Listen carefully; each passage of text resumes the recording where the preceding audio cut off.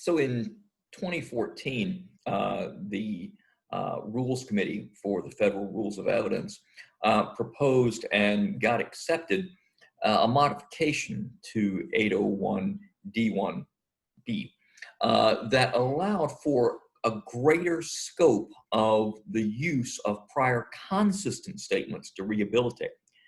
Now, remember, we were talking previously about efforts to rehabilitate the witness by showing that prior to an allegation, or prior to a motive to fabricate, the witness was saying exactly the same thing. Prior to getting a bribe to testify, the witness was saying what he said after he was bribed. And so, you know, this claim of fabrication on the basis of the motive to fabricate is simply false.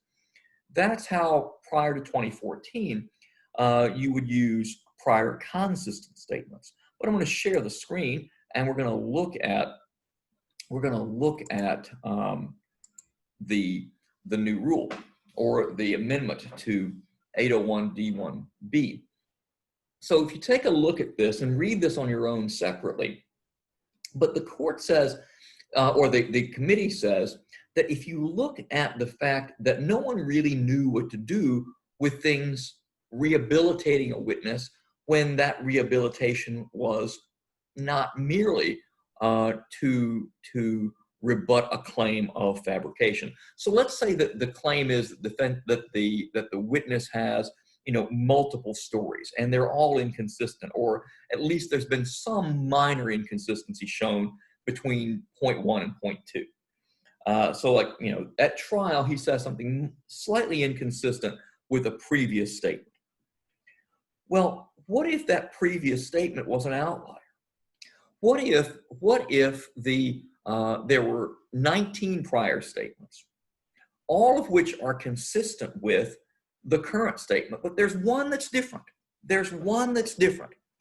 Well, it wouldn't really make a whole lot of sense to say, well, to let the one inconsistent statement come in and it appear as though that this person just is all over the place, when in fact the inconsistent statement, the single inconsistent statement, was very much an outlier in terms of what the witness had previously said.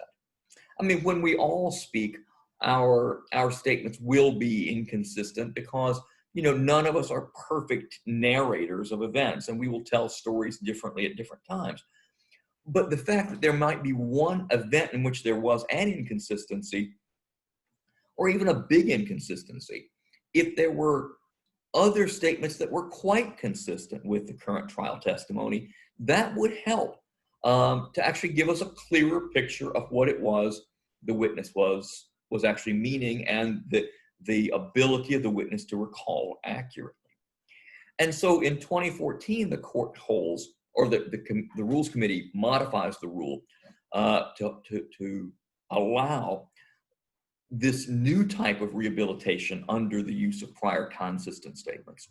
And so we'll look in the next video at a case from the Military Court of Appeals where the court examines how this rule, this new modification of the rule that is somewhat confusing, is put to use, and the limits that exist on that rule.